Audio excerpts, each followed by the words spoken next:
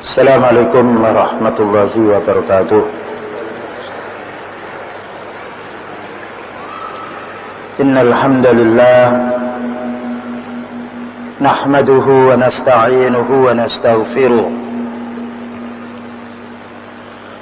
ونعوذ بالله من شرور أنفسنا وسيئات أعمالنا. من يهده الله فلا مضل له ومن يضلل فلا هادي له. أشهد أن لا إله إلا الله وحده لا شريك له وأشهد أن محمدا عبده ورسوله. اللهم صل وسلم على نبينا محمد وعلى آله وأصحابه أجمعين. أما بعد. Kaum muslimin wal muslimat, al-ikhwah wal akhwat yang dimuliakan oleh Allah Subhanahu wa taala. Insyaallah kajian kita pada malam ini membahas hubungannya takdir dengan usaha. Yang ini ada 3 kelompok. Kelompok Ahlussunnah wal Jamaah, kelompok Jabriyah dan kelompok Qadariyah. Dengan merujuk kitab dari akidah atau Hawiyah yang disarah oleh para ulama sunnah, diantaranya Al-Imam Ibn Abil Izzi Al-Hanafi dan juga para masyayikh yang masih hidup pada zaman sekarang seperti Syekh Shalih Fauzan hafizahullah dan juga Syekh Shalih Al-Syekh hafizahullah ta'ala. Berkata Al-Imam Abu Ja'far At-Tahawi rahimahullah, wa bainal jabri wal qadari, bahwasanya Ahlussunnah wal Jamaah dia punya prinsip antara Jabriyah dan antara Qadariyah. Antara Jabriyah dan antara Qadariyah. Lalu apa yang dimaksudkan dengan Jabriyah dengan Qadariyah? Dijelaskan oleh Ibn Abil Izzi Al-Hanafi rahimahullah bahwasanya Jabriyah dia punya pendapat wa annal abda majburun ala af'alihi wa aqwalihi wa annal abda ghairu majburin ala af'alihi wa aqwalihi, bahwasanya seorang hamba ini dipaksa dia di dalam perbuatannya maupun di dalam ucapannya. Fal Jabriyah dikatakan Syekh Shalih Fauzan hafizahullah yaghluna fi isbatil qadar. Dia itu atau mereka itu berlebih-lebihan di dalam menetapkan takdir. Jadi Jabriyah itu meyakini adanya takdir, namun berlebih-lebihan. Hatta yaslubu al-abda mi'anil ikhtiyar, sehingga mereka itu meniadakan hamba ini dari ikhtiarnya. Jadi Jabriyah dia punya prinsip bahwasanya mereka itu percaya dengan takdir namun berlebih-lebihan, sehingga dengan berlebih-lebihan ini manusia itu tidak punya ikhtiar sama sekali, tidak punya kehendak. Jadi semuanya ini ibaratkan angin yang menghembus ke sana kemari, dia tidak bisa menolaknya. Fayaquluna al-abdu laisa lahu ikhtiyarun. Maka kelompok Jabriyah ini berpendapat seorang hamba itu tidak punya ikhtiar, tidak punya upaya, tidak punya usaha.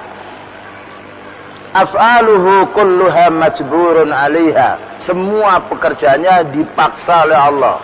Jadi sudah paten, tidak mungkin bisa dirubah oleh manusia. Dan maknanya tidak mungkin manusia bisa berbuat kecuali itu sudah ditakdirkan oleh Allah. Fahuwa alatun yuharrikul qadar, yuharrikuhu al-qadaru. Jadi manusia itu merupakan alat yang mana digerakkan dengan takdir. Jadi dia bisa berbuat apa-apa. Ini kelompok Jabriyah. Fasolatuhu wa siyamuhu wa a'maluhu.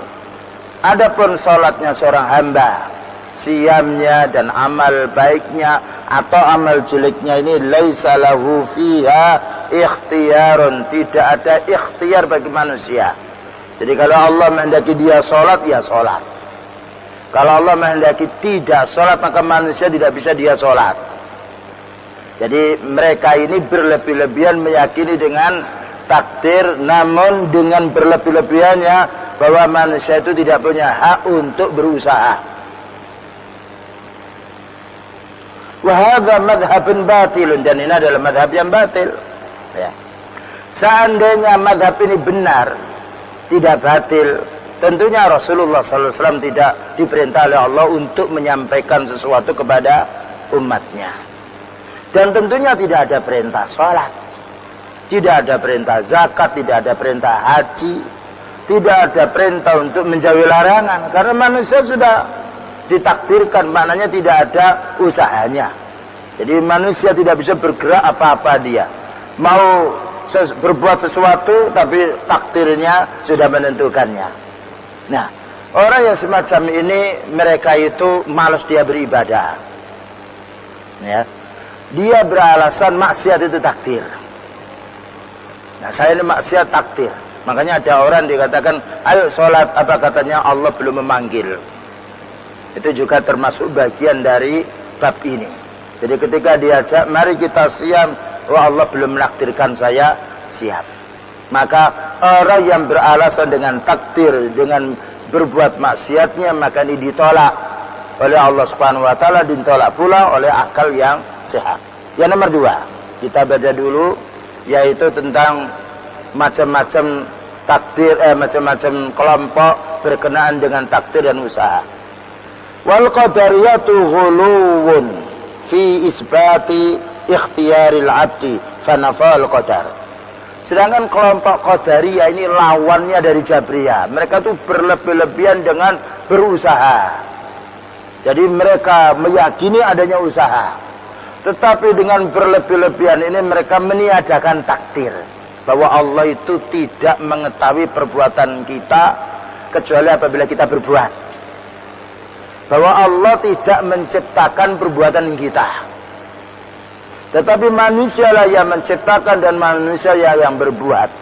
Berarti manusia lebih tahu daripada Allah Ta'ala menurut Qadariyah. Dan kelompok Qadariyah ini juga berkembang di mana-mana, yaitu di perguruan-perguruan tinggi agama Islam juga berkembang. Dan ini juga misalnya kelompok Mu'tazilah.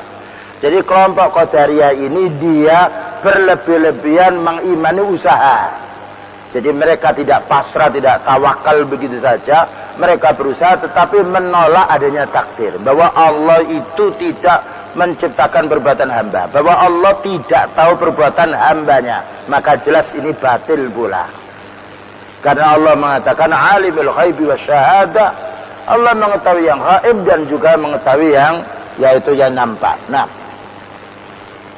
hatta ja'alu al-abda yastaqillu bi af'alihi wa yukhrijunaha min iradatillahi wa masyiatihi. Sehingga mereka menjadikan seorang hamba ini dia berdiri sendiri di atas perbuatannya. Dan mereka mengeluarkan perbuatan manusia itu dari kehendak Allah dan masyiatnya. Jadi manusia sholat bukan dikehendaki oleh Allah. Manusia menuntut ilmu bukan dikehendaki oleh Allah. Ini menurut Qadariyah. Jadi semata-mata manusia yang berkehendak. Jadi Allah tidak berkehendak. Lalu mengapa mereka punya prinsip seperti ini? Baik. Apabila mereka itu mengatakan usaha manusia itu sudah ditakdirkan dulu oleh Allah Ta'ala, sudah diketahui dan sudah diciptakannya, maka bagaimana manusia yang masuk neraka? Ditakdirkan oleh Allah Ta'ala, kemudian Allah memasukkannya, berarti Allah ini berbuat zalim. Padahal Allah tidak bersifat berbuat zalim. Padahal Allah itu bersifat adil. Ini asalnya. Sumbernya dari mereka. Mengapa mereka meniadakan Allah Ta'ala, tidak tahu pekerjaan hambanya. Kalau Allah tahu pekerjaan hamba sebelumnya, berarti Allah itu berbuat zalim apabila memasukkan manusia ke neraka. Karena Allah mengetahui dan yang membuatnya dan yang menakdirkannya. Ini syubhat yang ada di dalam pikiran mereka. Dan ini nanti akan dijawab oleh yaitu ahlu sunnah wal jamaah atau bantahan ulama sunnah. Wa annal abda lahu iradatun mustaqillatun. Menurut Qadariyah ini bahwasanya seorang hamba ini punya kehendak sendiri. Jadi tidak kehendaknya Allah Ta'ala tapi kehendaknya sendiri.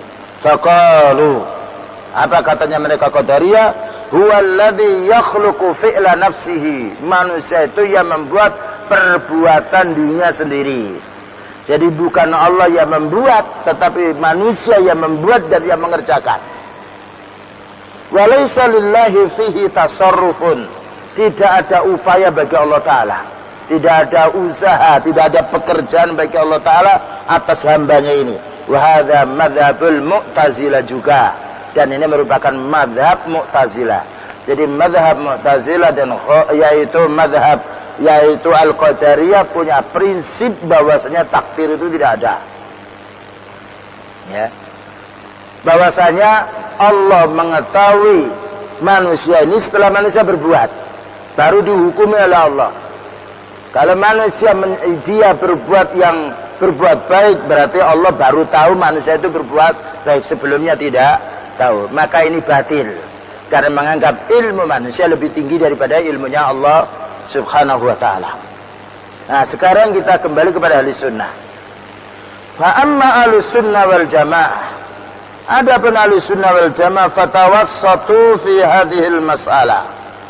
Maka ahli sunnah wal jamaah menengah di dalam bab ini, tidak memihak Jabriyah yang mana berlebih-lebihan percaya dengan takdir sehingga tidak mau usaha, dan tidak pula memihak kepada Qadariyah yang mana mereka bersungguh-sungguh usaha tapi tidak beriman dengan takdir. Wa qalu, mereka mengatakan innal abda lahu ikhtiyarun wa masyiatun. Maka Ahlussunnah wal Jamaah mengatakan hamba itu punya ikhtiar dan punya kehendak. Buktinya kalau kita pergi itu kan kehendak kita. Ya. Orang mau makan, dia kehendak dia. Makanya menanya siapa, ini kehendaknya siapa. Nah, ada orang mengatakan ini kemauannya siapa, ini keinginannya siapa. Jadi kita sendiri juga menanya ketika ada anak atau keluarga, dia mengatakan ini keinginannya siapa, ini inisiatifnya siapa, itu kan kehendak. Jadi Ahlussunnah wal Jamaah tidak meniadakan manusia itu punya usaha. Dan karena memang manusia berusaha, cuma usahanya manusia ini siapa yang menciptakannya. Jadi manusia itu usaha, tapi siapa yang menciptakannya? Maka yang menciptakan adalah Allah Ta'ala. Dengan bukti kalau manusia itu bisa menciptakan sendiri, mestinya tidak ada orang yang sakit. Karena tidak ada manusia yang ingin dia sakit. Dan mestinya berdagang tidak perlu rugi dia. Karena dia ada manusia pengusaha dia rugi. Itu menunjukkan kehendak dia yang menciptakannya adalah Allah Ta'ala. Seandainya kehendak Tuhan menciptakan manusia, mestinya manusia ingin baik semuanya. Tidak ada ingin manusia celaka, tidak ada manusia ingin rugi, tidak ada manusia ingin jatuh, tidak ada manusia kepleset, tidak ada ingin yang sifatnya dia sakit. Karena inginnya baik semuanya. Ternyata manusia juga sakit. Ternyata juga manusia rugi di dalam perdagangannya. Ternyata manusia juga kena musibah. Ini menunjukkan bahwasanya manusia bukanlah yang menciptakan pekerjaan, tetapi manusia yang berbuat. Namun siapa penciptanya adalah Allah Subhanahu wa ta'ala. Yaf'alu bi ikhtiyarihi. Manusia itu berbuat dengan ikhtiarnya. Bukankah yaitu kita apabila ada anak itu pergi, kamu disuruh siapa? Ya. Dia menanya, kamu disuruh siapa pergi kemari? Itu menunjukkan anak itu punya ikhtiar dia. Oh, saya menyuruh si fulan. Nah, walakinnahu la yakhruju an qada'illahi wa qadarihi. Tetapi kehendak manusia ini tidak keluar dari takdir Allah, tidak keluar dari pengetahuan Allah, tidak keluar dari kehendaknya, dan tidak keluar pula dari penciptaannya. Ya. Jadi namanya sekarang kita duduk, yang duduk sekarang itu kita. Tapi siapa yang membuat duduk? Allah. Jadi siapa yang membuat? Maka Allah. Nah, cuma takdir ini tidak bisa diketahui oleh seorang hamba kecuali pada saat itu. Seperti kita sekarang, takdir kita sekarang di masjid, tapi tidak tahu besok di mana. Oleh karena manusia hendaknya dia punya ikhtiar, ya. Dan manusia diberi oleh Allah Taala pilihan. Oleh karena itu, yaitu manusia tidak ingin dia makan duri, karena tahu bahwa duri dia mengganggu dirinya. Tidak mau pula dia makan racun karena racun membunuh. Kecuali orang yang sudah panik, baru dia lain lagi. Maka kita tidak membahas orang yang panik, tidak membahas orang yang gila. Tetapi kita membahas orang yang waras akalnya. Nah, jadi takdir ini adalah rahasia Allah. Sirrullahi ala ibadih. Rahasia Allah kepada hambanya tidak mungkin kita tahu kecuali pada saat tibanya. Nah, fa'af'aluhu khalqullahi, maka pekerjaan hamba ini Allah lah yang menciptakan, ya. Wa hiya fi'luhu wa kasbuhu wa huwa alladhi yaf'alul ma'asi wa yaf'alut ta'at. Nah, maka dialah yang berbuat kepada orang yang maksiat dan berbuat kepada orang yang taat. Maka manusialah yang berbuat maksiat, manusialah yang berbuat maksiat, dan manusialah yang taat. Kita yang sholat, kita yang sujud, kita yang rukuk, tetapi siapa menakdirkan? Wallahu huwal muqaddir. Tetapi Allah lah yang menakdirkannya. Ya, jadi dibedakan antara yang menciptakan dan antara yang berbuat. Sebagaimana kipas kita tahu bahwa kipas putar, kipasnya putar. Namun kipas itu bukan membuat dirinya sendiri dia, tetapi ada orang. Makanya menanya itu pabriknya mana, buatan mana dia. Menanya siapa yang membuat. Nah, tetapi yang berputar manusia tahu itu kipas. Tapi siapa ini yang membuat? Sampai anak kecil pun juga ketika dikasih makanan ringan dia, ini dari mana? Makanan dimakan ini dari mana? Siapa yang membuatnya? Dia menanya. Maka yang membuat pekerjaan kita adalah Allah. Tetapi yang berbuat adalah manusia. Hanya saja manusia diberi oleh Allah Ta'ala pilihan. Pilihan yang baik dan pilihan yang jelek. Maka orang yang beriman yang ditakdirkan dia memilih yang baik, maka akan dimudahkan oleh Allah Ta'ala memilih yang baik. Nah, falidzalika yu'aqabu ala jaraimihi. Oleh karena itu manusia dihukum atas perbuatan dosanya. Ya. Manusia dihukum atas perbuatan dosanya. Satu contoh, banyak orang mencuri. Tidak bisa beralasan saya mencuri ini takdir. Walaupun mencuri itu takdir. Tapi yang mencuri kan manusianya dia. Makanya manusia dihukum mencuri dia. Karena itu perbuatannya manusia. Tapi kalau siapa yang menakdirkannya, maka lain lagi dia. Demikian juga orang yang sholat diberi pahala. Demikian juga orang yang bekerja dia mendapatkan gaji dia. Karena dia yang ikhtiar. Karena dia yang kerja maka mendapatkan gaji.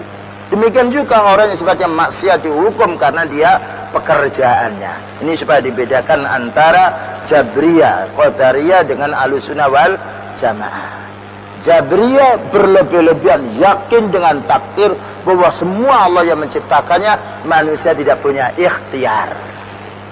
Ya, tidak punya kehendak. Jadi semua manusia ini apa katanya Allah Ta'ala. Tapi Qadariyah berlebih-lebihan, dia prinsip berusaha sehingga menolak adanya takdir. Maka Ahlussunnah wal Jamaah yaitu mengakui bahwa manusia punya ikhtiar, dan karena memang punya ikhtiar dan manusia punya pilihan, dia bisa memilih, dia bisa berbuat ini dan berbuat itu, namun perbuatan ini yang menciptakannya adalah Allah Subhanahu wa Ta'ala. Wa yusabu ala ta'ati, oleh karena itu manusia diberi pahala karena ketaatannya. Dimasukkan surga walaupun dengan takdir, tapi Allah mengatakan bahwasanya surga dibagikan atau diberikan bagi orang yang beramal. Wa tilkal jannatul lati uristumuha bima kuntum ta'malun. Demikian juga orang masuk neraka, maka dia karena perbuatan jeleknya sampai besok orang yang masuk neraka itu menyesal. Ya. Menyesal, ma salakakum fi saqar. Kenapa kamu masuk di dalam neraka Sakor? Apa jawabnya? Bukan jawabnya kami ditakdirkan oleh Allah, tidak. Ma salakakum fi saqar qalu lam nakum minal musallin. Jawabnya, kami masuk neraka sakor ini karena kami tidak sholat. Ya. Jadi dinisbahkan kepada dirinya. Dinisbahkan kepada dirinya. Jadi tidak dinisbahkan kepada Allah. Kami ini sudah masuk neraka itu sudah takdir. Walaupun itu benar, tapi manusia dibuat oleh Allah Ta'ala untuk mengakui atas dosanya. Seperti orang mencuri. Iya, mengaku iya saya yang salah. Karena dia perbuatan mencuri. Ya mencuri bukanlah Allah, tapi mencuri adalah hambanya manusia. Kalau ditanya siapa yang menakdirkan segala sesuatu, Allah. Tapi Allah tidak menakdirkan hanya yang buruk, tetapi Allah menakdirkan yang buruk dan juga yang baik, menakdirkan yang haram dan juga menakdirkan yang halal, menakdirkan manusia masuk ke neraka dan juga menakdirkan manusia masuk di dalam surga. Nah, walau kana yaf'alu hadza bi ghairi ikhtiyarihi, seandainya manusia itu berbuat bukan dari ikhtiarnya, bukan dari usahanya, ma hasala 'ala sawab, tentunya tidak perlu dipahala. Ya, karena apa? Karena bukan ikhtiarnya. Walal iqab, dan tidak perlu pula dihukum orang yang berbuat salah. Tapi secara fitrah manusia, maka orang berbuat baik dia mendapatkan sanjungan. Orang berbuat jelek maka mendapatkan hukuman dia. Ini menunjukkan manusia punya ikhtiar. Nah, fal majnunu was-saghiru la yu'akhadhani. Sedangkan orang yang gila dan anak kecil tidak dihukum. Nah, karena apa? Karena tidak ada ikhtiarnya. Anak kecil belum sehat akalnya dia, maka tidak dihukum apabila dia berbuat jahat. Bahkan sampai hukum orang manusia pun memaklumi bahwa anak kecil tidak bisa disalahkan karena otaknya, ikhtiarnya belum sempurna. Demikian juga orang yang gila tidak dihukum oleh Allah Ta'ala sekalipun dia berbuat syirik, sekalipun mereka tidak sholat, sekalipun mereka mencuri, tidak dihukum karena hilang ikhtiarnya. Ya. Makanya orang yang tidur, yang dia ngigau, berkata yang jelek tidak dihukum oleh Allah. Karena apa? Hilang daya ingatannya. Nah, demikian juga orang yang sudah tua, yang ardalil umri, yang sadar dan tidak sadar, yang kacamatanya dipakai tapi dia mencari, yang anaknya di depannya dia mencarinya, maka dia sudah hilang dia, maka tidak dihukum dia. Andikan tidak sholat tidak mengapa, tidak siam tidak mengapa, karena siam wajib bagi orang yang berakal. Ya. Karena sholat wajib bagi yang berakal. Kalau dia akalnya datang, ya ingatannya datang, pergi, ingatnya datang, pergi. Ketika ingat disuruh dia sholat. Ketika tidak ingat maka tidak disuruh sholat. Karena sholat hendaknya dengan ikhtiar. Makanya ada istilah dipaksa, ada istilahnya kehendaknya sendiri. Ya. Ada karanya bukan kehendaknya. Ya. Dipaksa suatu saat umumnya ada orang yang dicuri barangnya, dipaksa dia. Maka dia memberikan barang bukan dengan ikhtiarnya, tapi karena paksaan. Ada orang itu bersedekah keikhlasan hatinya, maka dengan ikhtiarnya. Ya. Ada orang itu gila dia berinfak, ngasihkan barangnya, maka bukan dengan ikhtiarnya dia. Karena hilang dia, yaitu ya memberi tapi dengan tidak ikhtiarnya. Ya, makanya orang yang gila tidak boleh jual beli karena akalnya hilang dia. Demikian juga anak kecil tidak boleh jual beli. Seandainya anak kecil dia membeli barang yang itu harga jutaan tidak sah. Tapi kalau membeli barang yaitu makanan ringan 1.500 maka boleh. Karena ya hal ini karena dia termasuk barang yang kecil, barang yang sifatnya tidak begitu berharga dibandingkan dengan yang besar. Ini menunjukkan manusia meyakini bahwasanya ada ikhtiar. Makanya ada ayat faman idzturra ghaira baghin wala 'atin fala ismali. Barang siapa yang dipaksa, yang mana dia tidak melampaui batas, maka tidak ada dosa bagi dirinya. Wanita namanya dipaksa untuk berbuat zina, naudzubillah min dzalik. Dia tidak punya kekuatan untuk menolak, tidak boleh dihukum rajam dia. Karena dia tidak punya kekuatan untuk menolaknya, karena dia dipaksanya. Demikian juga seorang sahabat pernah dipaksa untuk bicara kafir. Suruh bicara kafir dia. Seperti Ammar bin Yasir.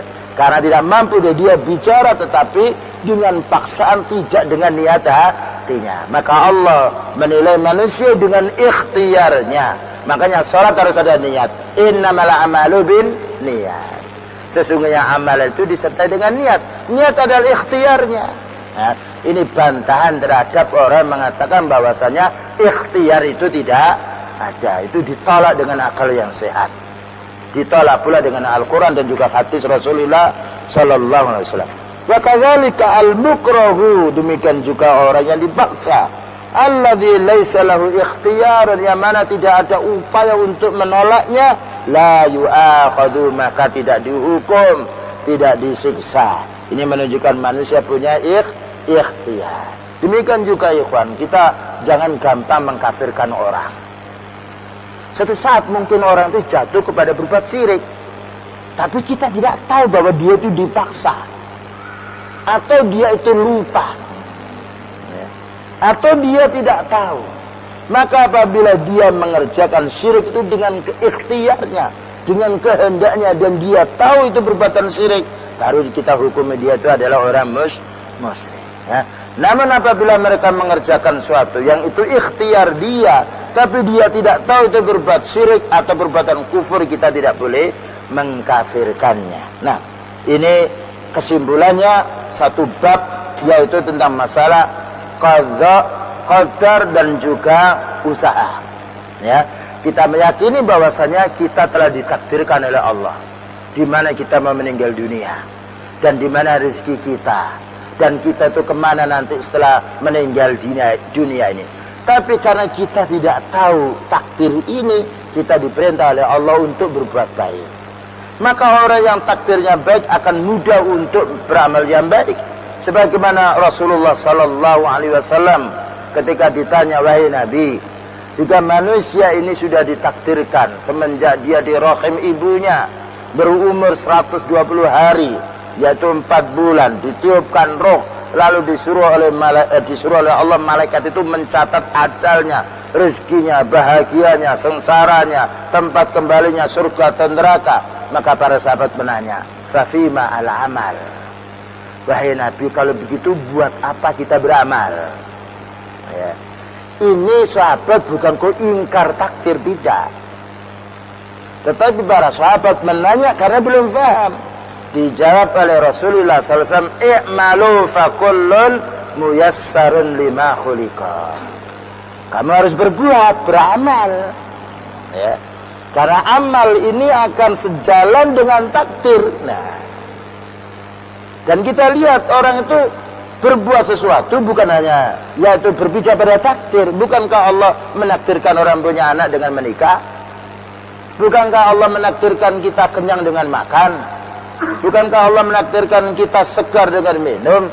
Maka bagaimana orang masuk surga hanya berharap dengan takdirnya, tidak mau beramal?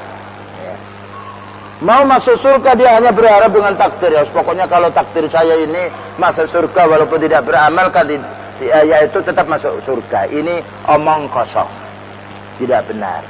Mengapa dia tidak punya prinsip? Kalau Allah menakdirkan saya kenyang, saya tidak makan, kan kenyang. Tapi dia makan kan ikhtiar dia. Iya kan? Kenapa ketika jalan raya begitu kecepatan mobil, orang lewat harus melihat kanan kiri, itu kan ikhtiar. Kenapa Jabriyah kamu nggak lewat saja begitu? Ya. Ini menunjukkan bahwasanya yaitu takdir ini hubungannya dengan ikhtiar akrab sekali dan kuat, ibaratkan sayap burung, yaitu kanan dan kirinya. Dan tidak mungkin burung itu terbang kecuali ada 2 sayap. Nah, kita kembali kepada bab berikutnya, wa bainal amni wal ya'si. Ahli sunnah ini tidak merasa aman dari siksaan Allah dan juga tidak putus asa dari rahmat Allah. Ya. Karena manusia ada 3 macam. Ada yang sifatnya merasa aman, ya, merasa aman dari siksaan Allah. Dan ada kalanya orang itu putus asa dari rahmat Allah. Tetapi ahli sunnah wal jamaah dia takut dengan siksaan Allah dan berharap rahmatnya. Maka Imam At-Tahawi mengatakan wa bainal amni wal ya'si. Dan ahli sunnah wal jamaah ini dia punya prinsip, dia itu di antara merasa aman dan di antara merasa putus asa. Dijelaskan di sini. Wa annahu yajibu an yakuna al-'abdu khaifan min adzabi rabbi. Katanya Ibnu Abil Izz Al-Hanafi. Seorang hamba dia harus takut terhadap siksaan Allah. Kalau orang tidak takut dengan siksaan Allah berarti dia merasa aman. Merasa aman itu bahaya. Orang bekerja merasa aman dia. Meletakkan barang merasa aman. Dia ambil oleh orang, dicuri dia. Makanya harus berhati-hati. Ya. Orang menyeberang jalan merasa aman, dia banyak celakanya daripada dia selamatnya. Bagaimana dengan neraka? Manusia merasa aman dari neraka, maka tidak boleh. Karena itu Allah berfirman, ya ayyuhalladzina amanu qu anfusakum wa ahlikum nar. Wahai orang beriman, jagalah dirimu dan keluargamu dari api neraka. Demikian juga kita tidak boleh putus asa. Rajian rahmatahu, kita hendaknya berharap rahmatnya dan takut siksaannya. Wa annal khawfa war raja bi manzilatil janahain lil 'abdi. Maka sesungguhnya rasa takut dan rasa berharap ini bagikan dua sayap untuk seorang hamba. Di mana dia, yaitu ibaratkan burung terbang, dia harus ada dua sayap. Jadi kita tidak boleh merasa takut saja seperti kelompok Khawarij, dan tidak boleh merasa aman saja seperti kelompok Murji'ah. Tetapi kita harus takut siksaan Allah dan berharap rahmat Allah. Tidak boleh kita merasa aman dari siksaannya dan tidak boleh kita putus asa dari rahmatnya. Baik, dijelaskan oleh Syekh Shalih Fauzan demikian. Kadzalika hadza min aqidati Ahlussunnah wal Jamaah. Ini juga termasuk akidahnya Ahlussunnah wal Jamaah.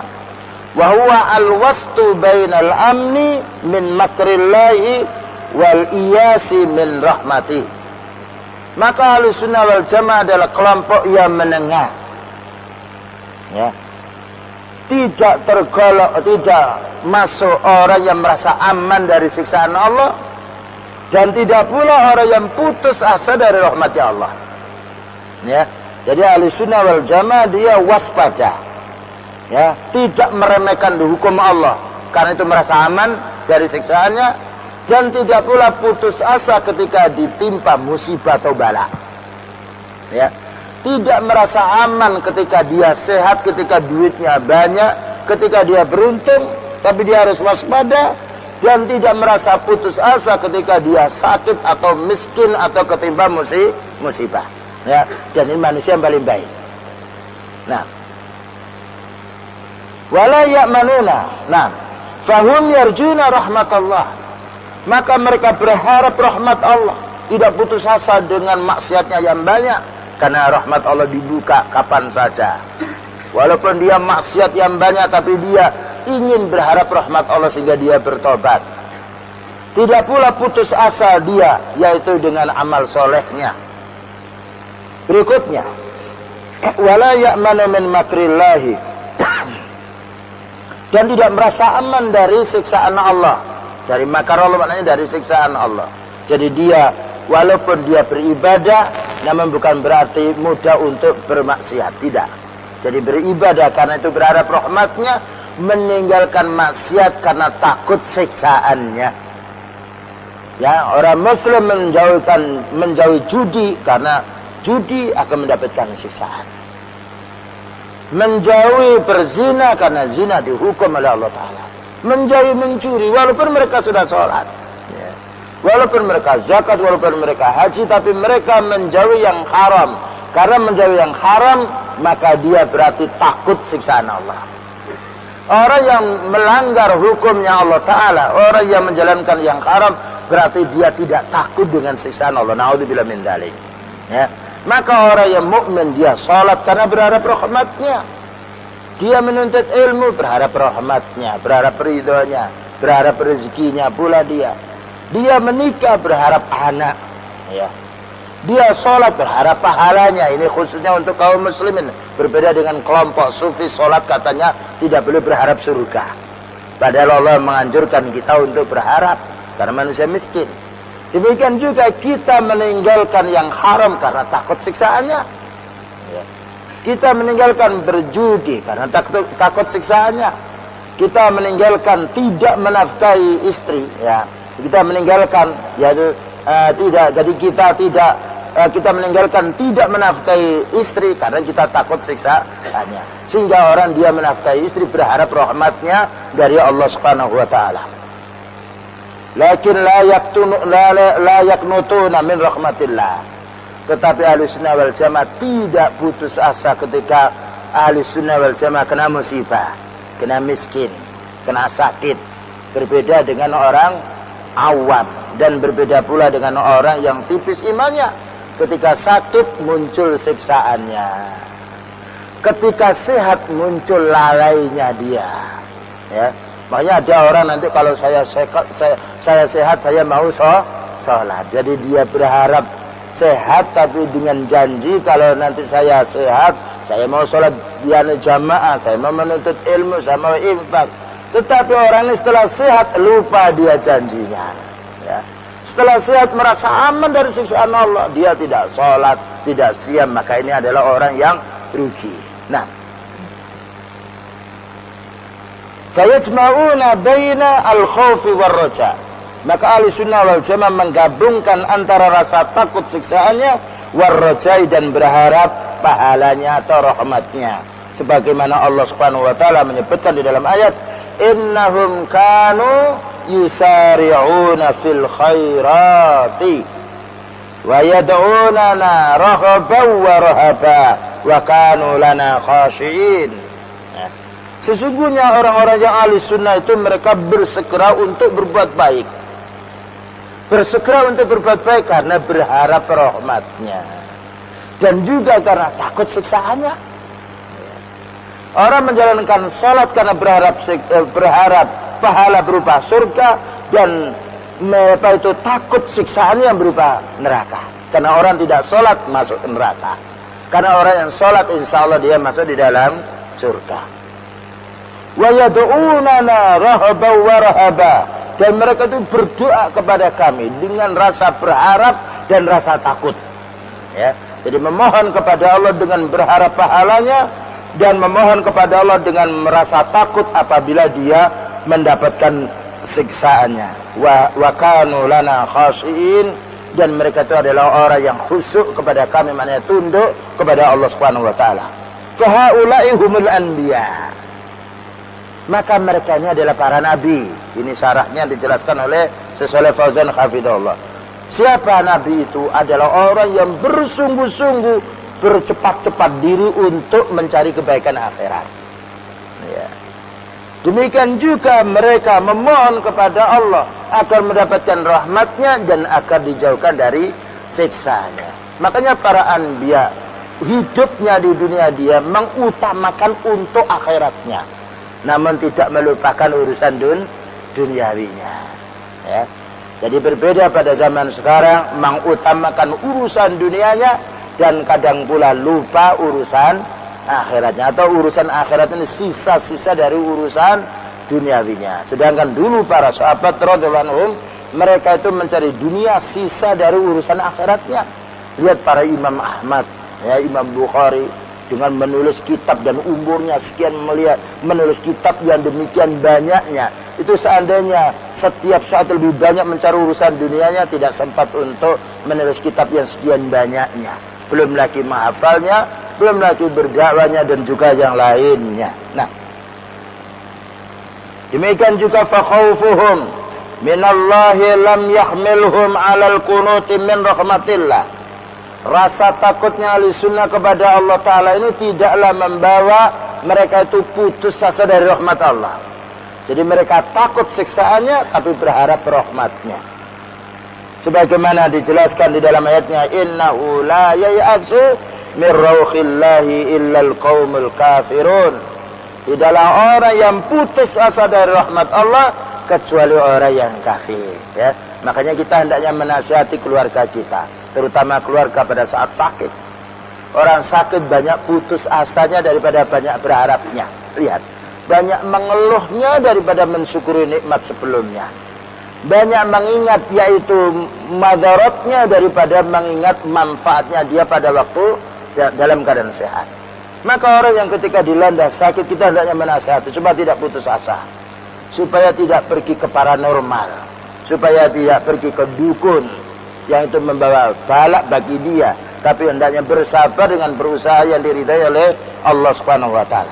Demikian juga Allah berfirman, "Wa may yaqnatu mir rahmati rabbih illa dhallun." Tidak ada yang putus asa dari rahmat Rabbnya kecuali orang yang tersesat. Kalau tadi orang yang kafir, jadi orang yang putus asa dari rahmat Allah tidak layak untuk orang mukmin, tidak layak untuk orang muslim, tetapi layaknya untuk orang kafir. Karena orang kafir dia tidak berharap rahmat Allah. Karena orang kafir tidak mempercayai adanya Allah. Karena orang kafir tidak mengerti itu bala ujian. Orang kafir tahunya itu yaitu kenikmatan. Nah, wa idzan raja'uhum minallahi lam yahmilhum 'alal amni min makrillah. Demikian juga berharapnya mereka rahmat Allah taala bukan berarti membawa mereka itu aman dari siksaan Allah. Artinya begini, jangan sampai kita sudah menuntut ilmu, sholat yang wajib, sholat yang sunnah, lalu menggampangkan diri, tidak mengapalah zina hanya sekali saja, tidak boleh. Itu namanya dia tidak merasa aman dari siksaan Allah. Demikian juga sebaliknya orang yang banyak maksiatnya, ya, maka tidak boleh dia putus asa dengan banyak maksiatnya. Lalu untuk apa saya ini sholat, saya banyak maksiat? Apa Allah mau mengampuni dosa kita? Tidak boleh demikian. Ya. Maka orang yang banyak maksiat pun dia hendaknya bertobat, dia berhenti dan berharap rahmatnya. Bukankah ada hadis Rasulullah Sallallahu Alaihi Wasallam yang memberitahu bahwasanya ada orang yang membunuh 100 orang, membunuh 100 orang. Bahkan yaitu membunuh adalah dosa besar, bukan satu orang yang dibunuh, tapi orang ini kuat untuk berkeinginan tobat, datang kepada orang yang alim, kemudian disarankan supaya dia meninggalkan tempat pembunuhan itu, hijrah atau pindah menuju tempat atau negeri atau desa yang aman, sehingga di perjalanan dia meninggal dunia. Dan karena dekat dengan tempat yang dituju, Allah Subhanahu wa taala memerintah malaikat rahmat, yaitu agar mengambil dia dan memasukkan di dalam surganya. Ini satu contoh. Dan juga ya ikhwan, al-a'malu bil khawatim, ya. Amalan itu disertai, ya, amalan itu ditinjau akhirnya, tidak ditinjau awalnya, ya.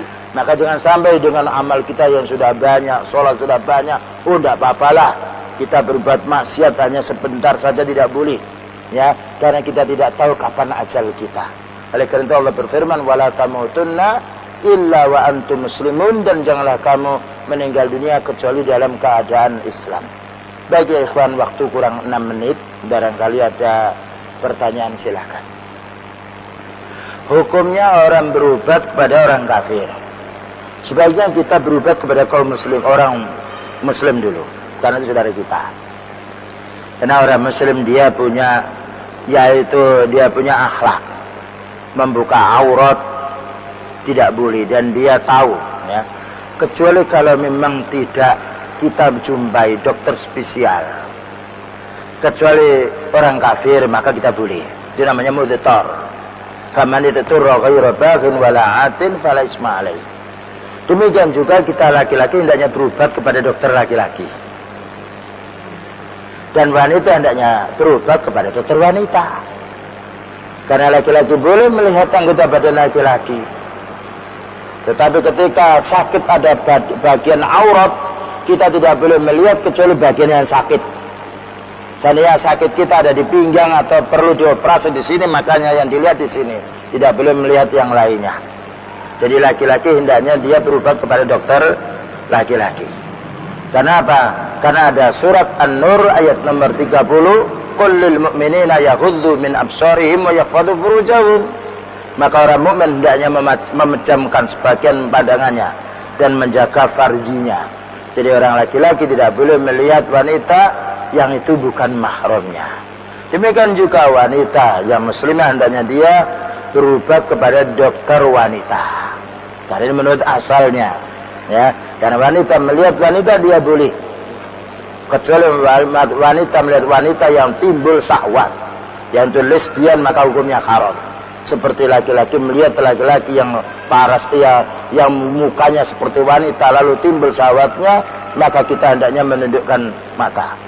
Jadi menurut asal, maka orang laki-laki yang sakit berobat kepada dokter laki-laki, maka wanita yang sakit berobat kepada dokter wanita, kecuali dalam keadaan darurat, tidak ada dokter spesial kecuali yang menangani lain jenis. Nah, demikian juga kita tidak boleh berobat kepada dokter yang kafir, kecuali apabila tidak menjumpai dokter yang muslim dan sangat mendesak untuk, yaitu dikerjakan namanya operasi. Dan seandainya kita tidak berobat kepada dokter yang kafir kemudian sampai meninggal dunia, tidaklah kita dinamakan bunuh diri. Karena dengan satu hadis yang mana Rasulullah SAW pernah menjumpai wanita yang sakit, di mana wanita ini memberitahu, wahai Nabi, doakan saya sembuh. Apa katanya beliau? Pilih mana? Engkau bersabar, kamu masuk surga, atau saya doakan kamu sembuh. Ya. Jadi wanita yang ketika sakit dia, yang panas badannya, dia yaitu meminta kepada beliau dan beliau masih hidup, dan kita boleh minta didoakan oleh orang lain. Ya. Walaupun sebaiknya kita berdoa sendiri. Wanita mengatakan, wahai Nabi, doakan saya ini sehat. Apa jawabnya beliau? Kamu bersabar masuk surga, ataukah aku doakan kamu sembuh? Wanita itu memilih, aku bersabar wahai Nabi, biar aku masuk surga. Ini menunjukkan orang yang sakit tidak berobat tidak dikatakan bunuh diri, dengan syarat apabila dia kuat mentalnya, kuat imannya. Ya. Tapi kalau dia tidak kuat imannya sedangkan punya duit dia, maka sebaiknya dia berobat. Dikhawatirkan nanti dia putus asa. Tapi kita memangnya orang yang tidak mampu, ya, yang harus, apalagi sekarang kita masuk rumah sakit itu bukan puluhan ribu, tapi bisa ratusan bahkan jutaan. Maka bahkan kadangkala orang itu tidak layak untuk masuk, tapi dimasukkan karena memang komersil dan yang lainnya. Maka seandainya dia orang miskin yang tidak mampu, dia daripada hutang-hutang, dia bersabar sampai meninggal dunia pun tidak dikatakan bunuh diri. Dan insya Allah bersabar mereka mendapatkan pahala. Karena setiap orang mukmin diuji oleh Allah Ta'ala dengan kesakitan sampai duri yang mengena di kakinya, itu adalah penghapus dosa bagi dirinya. Dan mendapatkan pahala apabila orang itu mau bersabar. Wallahu a'lam.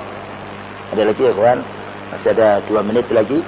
Baik, kami rasa cukup sekian karena tidak ada pertanyaan. Wassallallahu ala nabiyyina Muhammadin wa ala alihi wa sahbihi wasallam. Walhamdulillahirabbil alamin. Wassalamualaikum warahmatullahi wabarakatuh.